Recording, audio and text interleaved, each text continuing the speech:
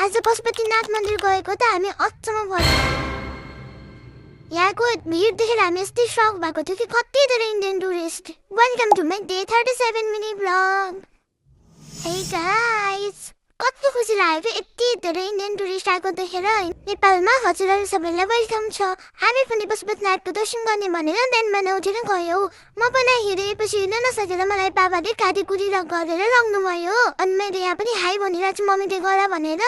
ऊ चाहिँ मेरो सानीमा जुत्ता राख्ने ठाउँमा जुत्ता राखिसकेपछि हामी मेन पशुपतिनाथको मन्दिरतिर गयौँ। अनि त्यहाँ हेर्नु न यस्तो भिड थियो, तर यति आनन्द थियो होइन। हामी त भिड देखेर एकछिनमा आत्तिएको थियो, तर पनि आनन्द आयो। साथीहरू, एकछिनमा मैले मेरो दादालाई पनि भेटेँ अनि म जति खुसीको भयो दादा। एकछिन दादासँग फोटो खिच्यो अनि हामी गयौँ परिवारलाई चारो दिनको लागि। चराहरू, दादा, मन्दिर भएपछि मलाई के चाहियो, म आनन्दले बसेँ एकछिन।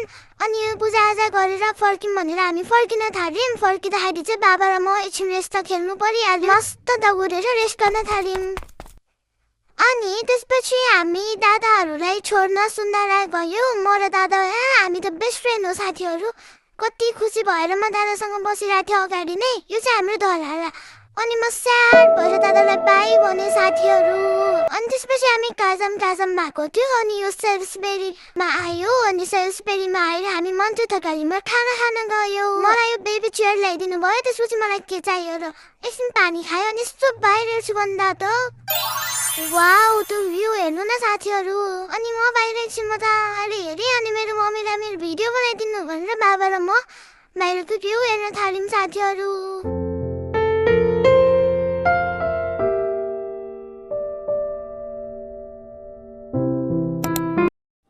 सबैले खाना ल्याइदिनु भयो अनि हामीले खाना खायौँ। त्यसपछि मैले खाना पाएँ आइसक्रिम। मेरो लागि मैले आइसक्रिम खान पाउने पनि बिग अचिभमेन्ट हो साथीहरू। म खुसी भएँ। कराएर यसरी मादल बजाएर डान्स गरेर हामी रमाइलो गऱ्यौँ। अनि एकछिनपछि सुत्यौँ साथीहरू। अब मेरो डान्स हेर्नु है त। Thank you so much for watching.